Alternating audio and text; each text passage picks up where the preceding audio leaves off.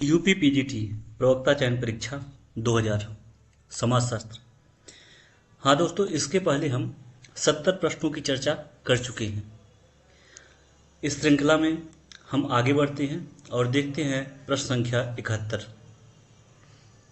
प्रश्न है, किसका कथन है व्यक्तित्व एक मानसिक घटना है, यह न तो आंगिक है और न ही सामाजिक है, बल्कि दोनों के मेलजोल से इसका निर्माण होता है।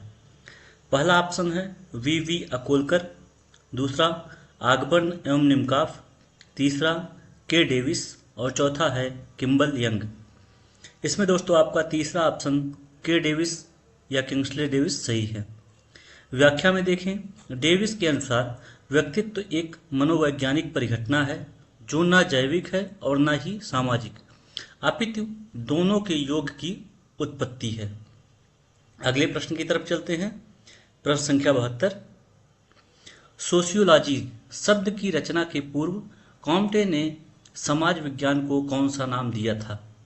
पहला ऑप्शन है सोशल डिमोलॉजी, दूसरा है एंथ्रोपोलॉजी, तीसरा सोशल बायोलॉजी और चौथा है सोशल फिजिक्स। इसमें दोस्तों आपका चौथा ऑप्शन सोशल फिजिक्स सही है।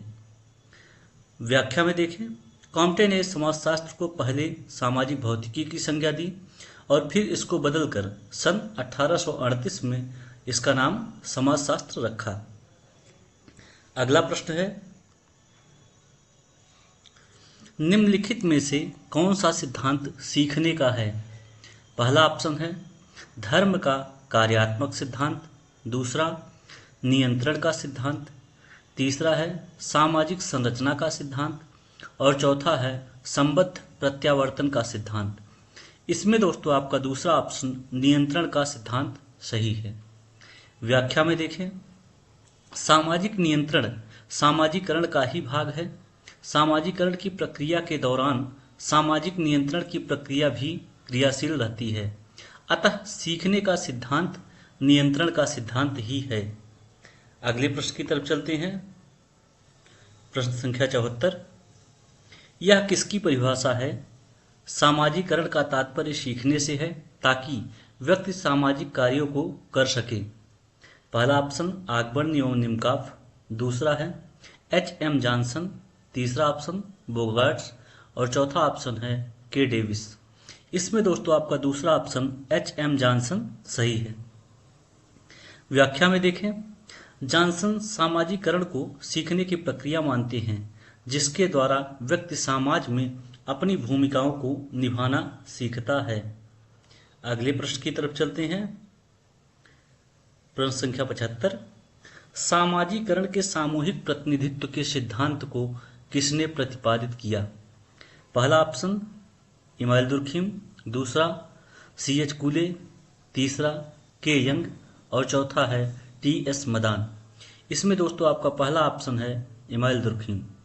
व्याख्या है, दुर्खिम ने सामाजिकरण से संबंधित अपने विचार अपनी कृति सोशियोलॉजी एंड फिलॉसफी में प्रकट किया है।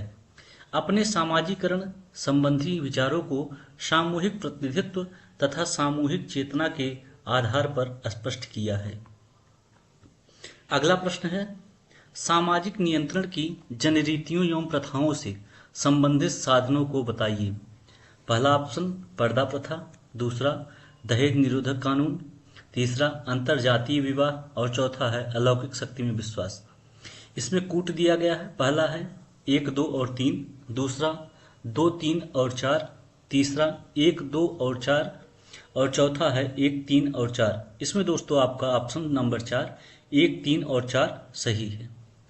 अव्याख्या, जनरीतियां, रूढ़ियां, प्रथाएं, विश्वास, धर्म और नैतिकता आदि अनौपचारिक सामाजिक नियंत्रण के साधनों के अंतर्गत आते हैं।